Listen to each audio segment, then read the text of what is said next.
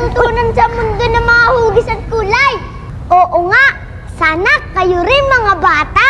Masdan yung mga hugis at kulay sa inyong paligid at pag-aralan. Oh, natatandaan niyo ba mga bata? Kapag sama-sama natututo, mas masaya. Hindi ba? Tara na, Jollibee! Tara, hintay na pala tayo, Jollibee!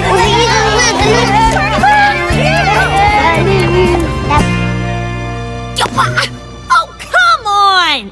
Seriously?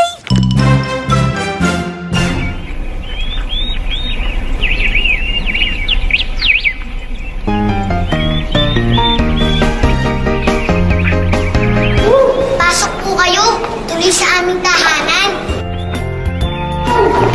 Ang ganda ng bahay mo! Oo nga, no?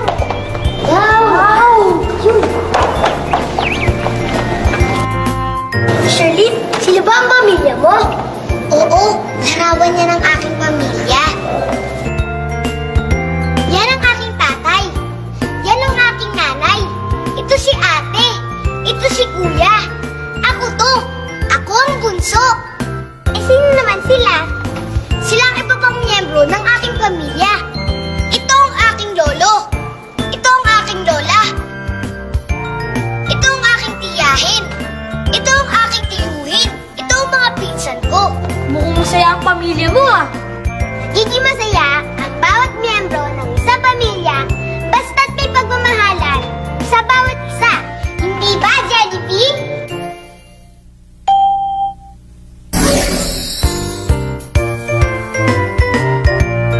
Sabi ni Jollibee, kumanta daw tayo! Tama!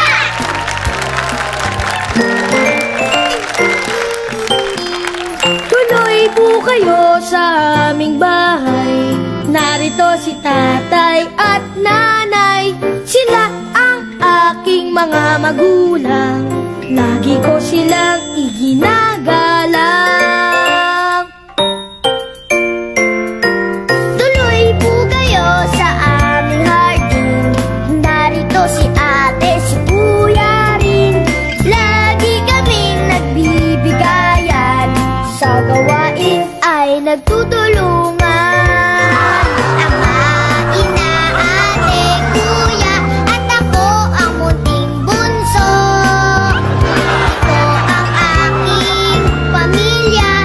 Mahal ko ng buong puso.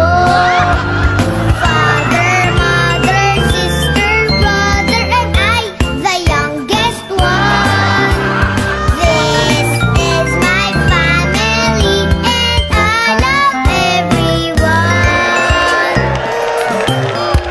Tuloy po kayo na makilala ang mahal naming lolo at lola. Dumadalaw din si tiyo at tiya. Laging masaya pagsama-sama.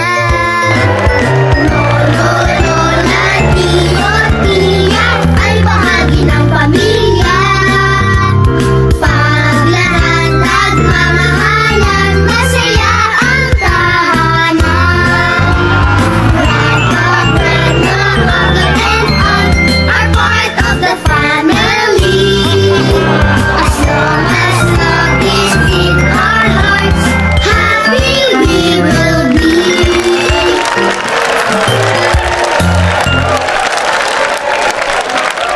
Ang galing!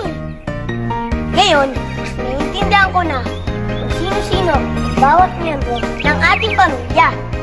Kung minsan, magkakalayo ang miyembro ng ating pamilya. Tulad namin, nagtatrabaho sa ibang bansa ang papa ko. Pero kahit malayo siya, alam namin na mahal niya kami. At ganun din kami sa kanya. Oo nga, at ang bawat miyembro ng ating pamilya ay lalo magiging masaya kung may pagmamahalan sa isa't isa. At lagi rin tandaan mga bata na ang magulang natin ang nagbigay ng buhay sa atin. Sila ang ating gabay hanggang sa ating paglaki. Kaya lagi natin silang galangin at mahalin. Isarap magkaroon ng isang masaya at nagmamahalang pamilya. Diba, Jollibee? Picture na.